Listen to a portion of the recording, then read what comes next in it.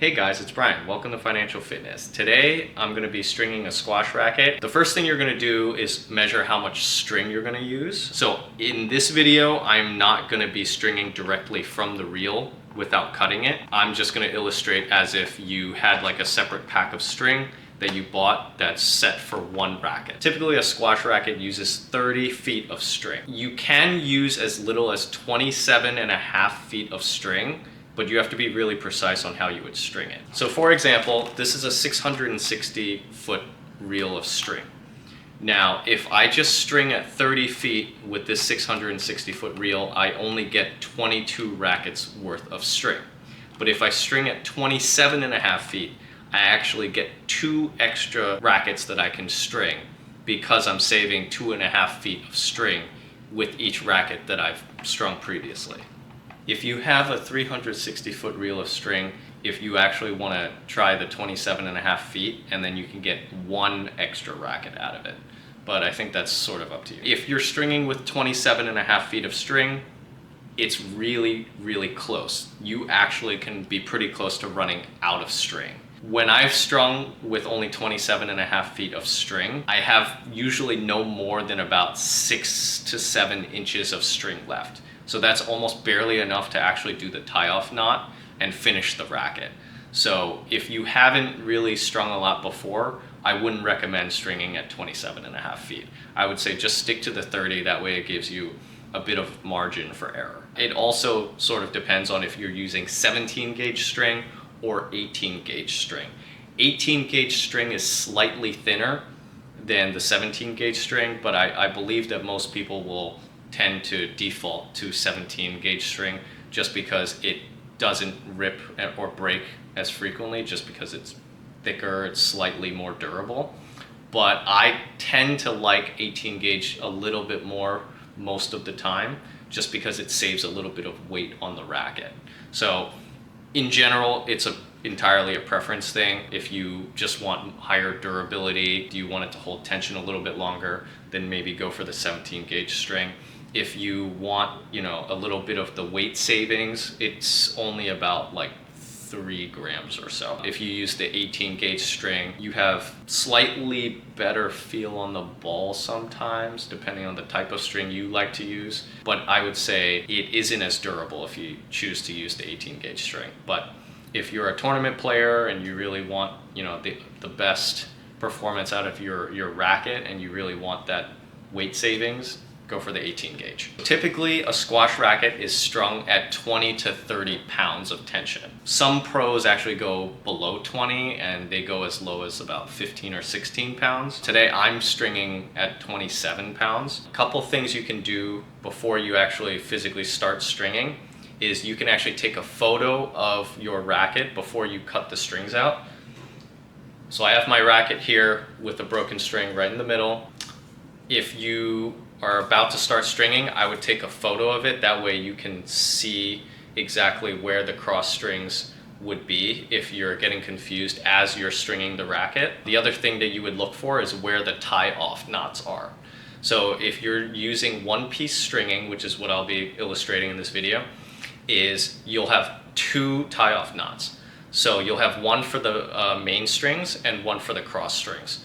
So my tie-off knots are here, the very top for the main strings, and over here to finish the racket on the cross strings. And the main strings are vertical and the cross strings are horizontal, just for reference. I'm gonna go ahead and cut the strings out of this and then get started.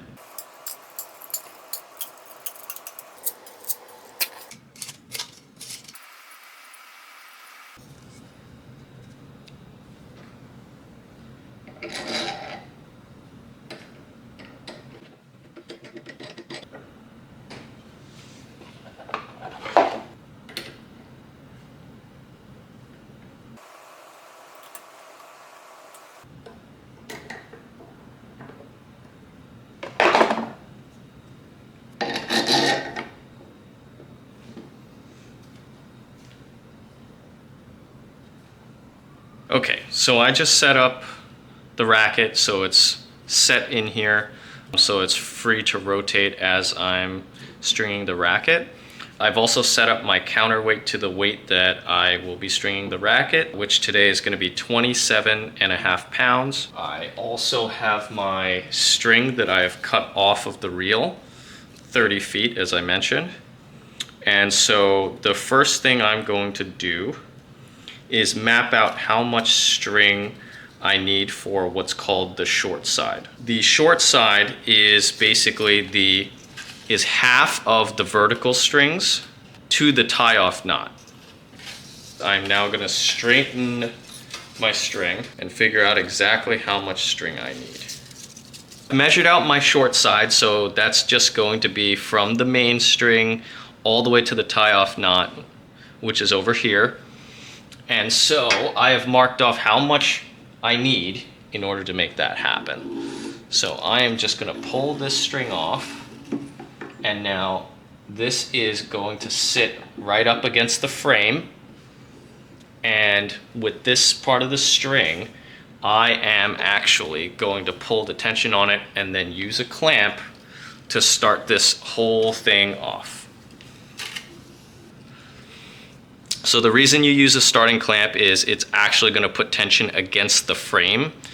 And so I'm starting right down the middle, since this has a grommet here that illustrates the up and down.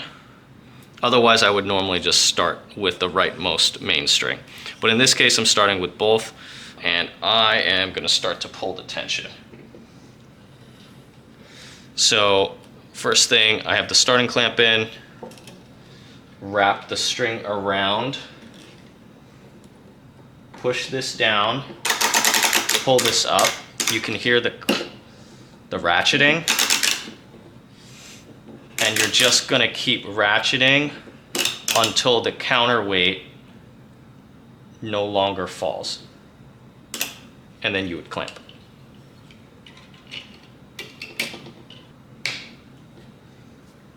And once you clamp, you can undo the string. And I'm going to repeat this process until I get to the tie-off knot.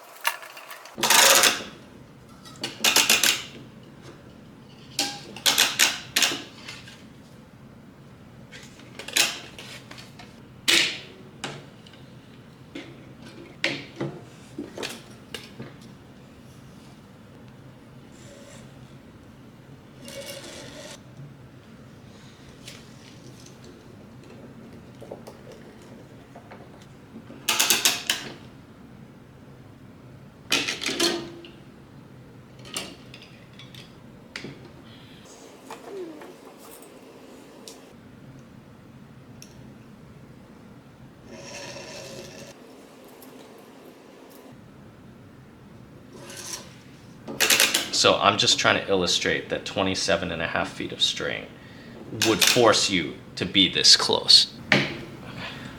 Okay, so I've clamped the final part of the main strings on this side. And so now I need to do a tie-off knot. And so you'll know which grommet you should do the tie-off knot, even if you didn't take the photo, because it will be bigger. So you might be able to see here on camera that it's a little bit bigger than all the other grommets, and that is because that is where the tie-off knot is. Okay, so I'm pulling through the tie-off knot grommet, and I am gonna wrap around the string twice and then pull through both.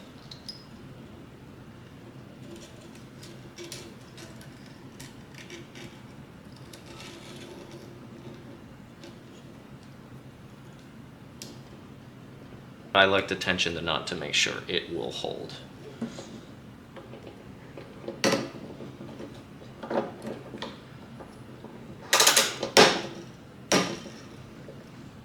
The only way I'll know is if I did it right is if I undo the clamps, and if it doesn't collapse, then it's fine. And then I can cut off this extra bit of loose string, and then I can continue finishing the racket. And unclamp. And unclamp. Looks to be okay. So I should be able to cut that off and be okay.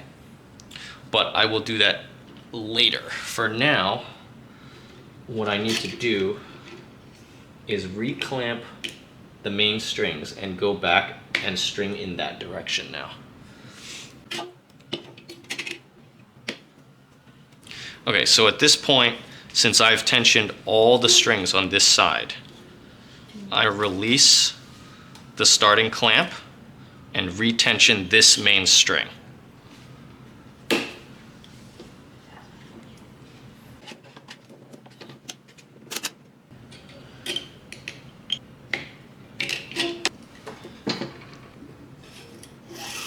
So from this point on, doing the rest of the main strings and then starting to do the cross strings with the remaining string that's left, there's a lot of pulling the string through, and this is where you can actually get the string tangled quite a bit, which is sort of where I'm at now. So I actually will have to untangle it before I continue.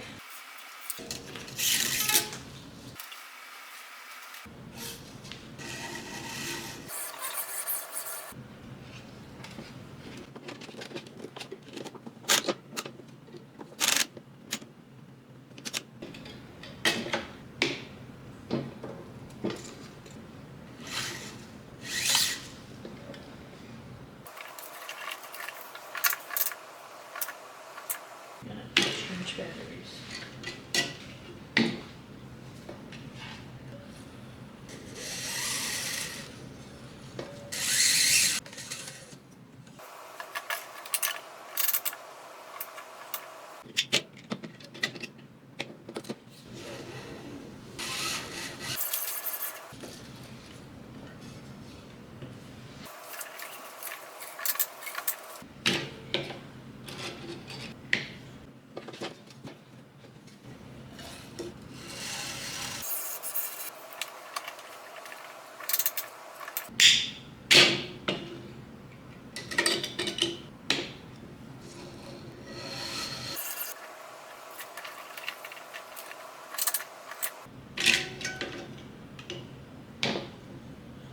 Okay, so this was the last main string on my frame. So I have 14 main strings and 19 cross strings. So I just counted it. 1, 2, 3, 4, 5, 6, 7, 8, 9, 10, 11, 12, 13, 14. Yep, so this is the last main string. And so from here, I go right into the cross strings. And so the first cross string is typically really hard to tension just because the clamp is actually really close. It's also an extremely important cross string because in squash, you actually end up using the first cross string quite a bit if the ball is relatively close to the wall. So from here, I'm gonna start the first cross string. This is where you have to be conscious of going over and under on every other string. So as you can see here, I'm going over first, then under, over, under, over, under, over, under, over, and then under on this last one. So because you've done the main strings already, I'm not sure you'll be able to quite see this on camera. It may be difficult for you to actually pull the cross string through because the main string could actually be covering the grommet a little bit. So you may need a special tool to actually sort of push the main string out of the way. In this case, I was able to get it mainly because I recommend actually cutting your string at a slant, so it's a little bit easier to get through some traffic jams with the main strings. So here you can hear that I'm pulling the string through. I wouldn't exactly pull it through so hard or so quickly in the same spot where the cross string goes, just so that you don't start wearing out the string before you even start using it. So that's the reason why I'm actually kind of pulling it down first.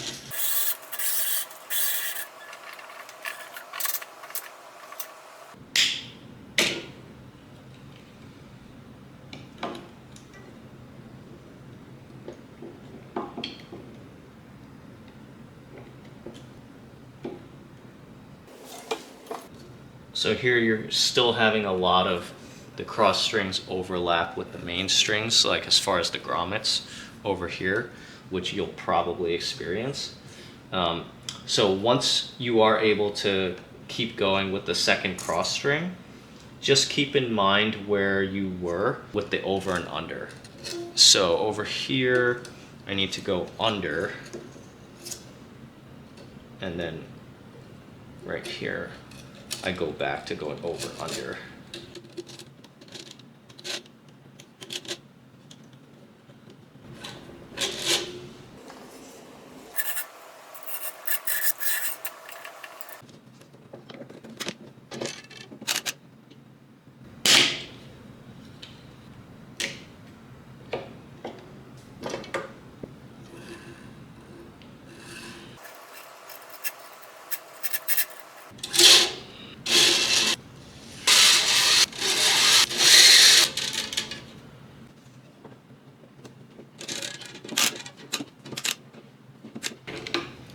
Okay, so once you get up to the third cross string, it should be a lot easier for you to get the clamps in, because you'll have more space to actually do the clamp. So you'll see here, I'm able to get the clamp into these strings, whereas the first two cross strings were really hard. Here we go. Okay.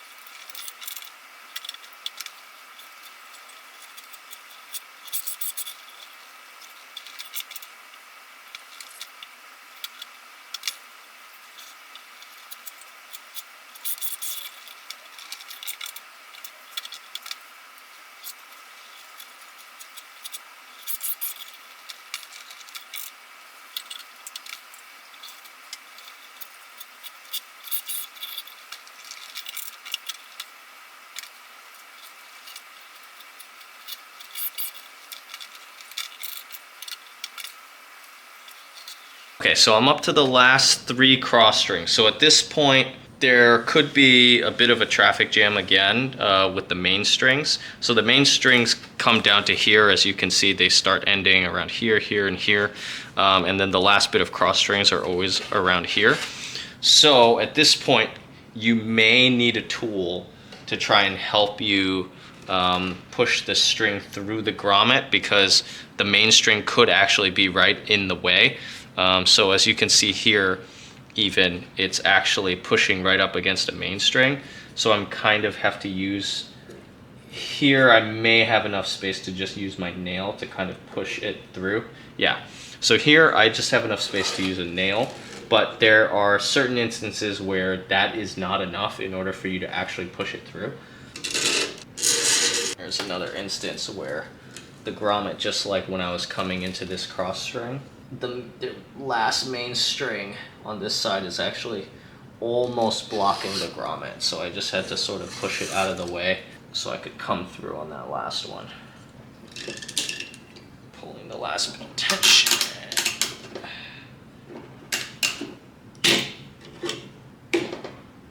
So here I'm using my nail again to push it over that main string to finish this one off. So here I had to push on the outside of the frame, the main string, down a little bit so that I could pull this cross string out.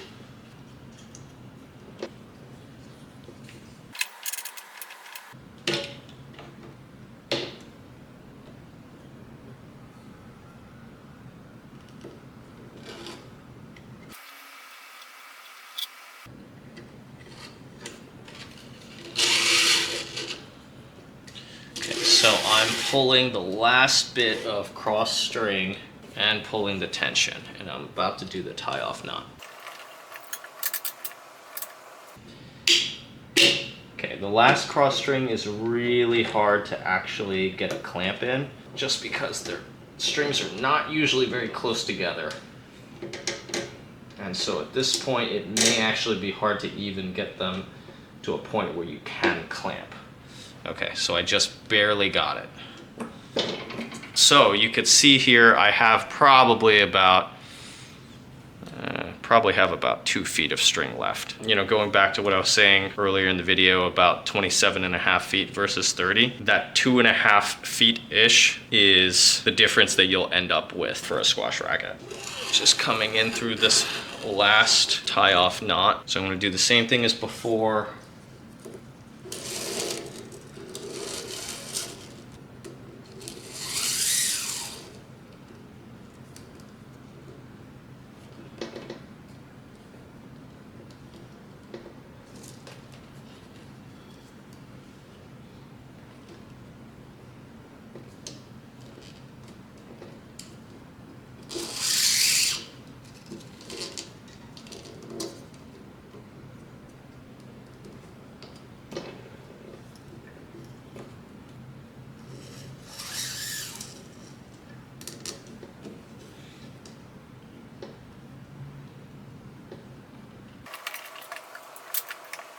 Okay, at this point I'm taking off the clamps to make sure everything is okay.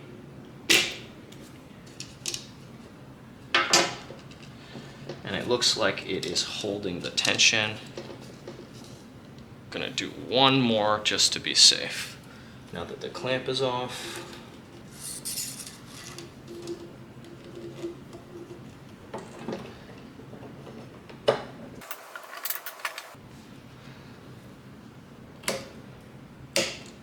so you can see here, I have about 2 feet of string left.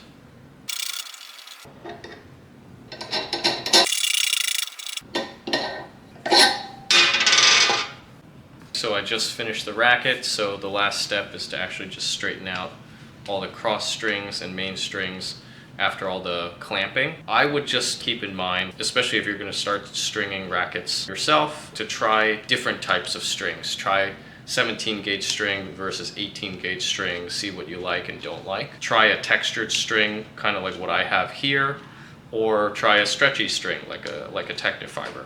I tend to like to have one of each, just depending on how I feel like playing. For tournaments, I tend to like to play with a textured string a little bit more, but just for recreation and practice, I kind of like to play with the Technifiber string. I had the 2 reels of string earlier, so I used a Technifiber 305 Plus for my Technifiber string, which is the black string, and I use that as an 18 gauge string. For this racket, I strung it using Ashway Supernic XL TI or titanium. I just like the textured string. Typically what I've found in my time of stringing is that the textured strings in general, not just the one that I use today, actually holds tension better than the Technifiber strings. I find that the Technifiber strings, you have to string them more frequently just because they start losing tension after, a few months or so, or sooner, depending on how frequently you play. Thanks so much for watching. I hope you found this video insightful. Click the like button if you did. Please subscribe if you haven't already. Click the notification bell to see when I post videos next. Feel free to leave comments, questions, and any topics for future videos. See you in the next video.